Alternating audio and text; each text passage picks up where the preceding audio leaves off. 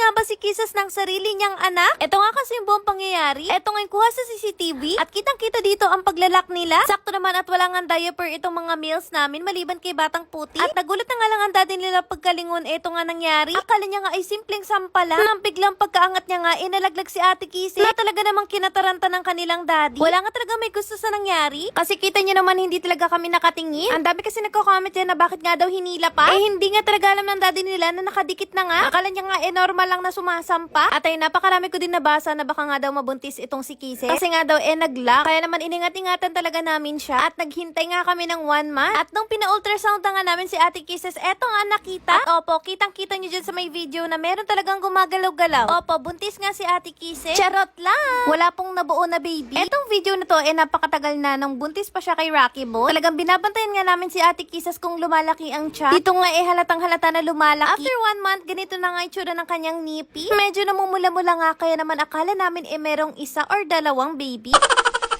Pero wala, normal lang pala itong nipples niya. And malaki lang din talaga ang kanya mga dede. Siguro dahil sa taba niya. Dumating pa nga sa time na naging picky eater itong si Ate Kisses. Kaya naman, ay sabi ko positive to. Pero ayun, normal lang pala ang pagiging picky eater niya. Kaya naman sa mga nag-aalala dyan, wag na po kayo mag-alala dahil hindi po nabuntis si Ate Kisses. At syempre sa mga susunod na mens ni Ate Kisses, talaga namang mag-iingat na kami. Ayaw na po talaga kasi namin pag-babyhin ito si Ate Kisses. Kasi nga si Batang Anino na talaga ang next na magbe-baby dahil ilang taon na to, napakatanda na hindi pa nagkakaroon ng anak. At ayan, kung nakaabot nga kayo hanggang dito, i-comment nyo naman kung taga saan kayo para malaman namin kung hanggang saan nga umabot ang video na to. At huwag nyo din po kalimutan nilagay sa comment section ng pictures ng mga fur babies nyo na lagi nakasabay sa amin. Yun lang, bye-bye! Share ko nga sa inyo itong mga products namin. Ito nga pala yung KNDD Tangling Spray. Gamitin mo to kung madaming buhol yung fur babies mo. I-spray mo lang siya sa may buhol tapos i-brush mo matatanggal na. Next naman itong pantanggal ng buhok sa tenga. KND Ear Powder. Makakatulong ito para mabilis nga mabunot yung buhok nila sa tenga. Ito kasi yung dahilan kung bakit bumabaho nga yung tenga nila. Kapag natanggal mo na yung buhok, ito naman yung gamitin. KND Ear Cleaning Solution. Ito naman yung magtatanggal ng dumi sa loob ng tenga nila. At tatatanggal din ito yung mabahong amo. Nakakatanggal din ito ng ear mite. At nakakapagpagaling ng mga maliliit na sugat sa tenga. Kung gusto mo umorder nito, nasa comment section.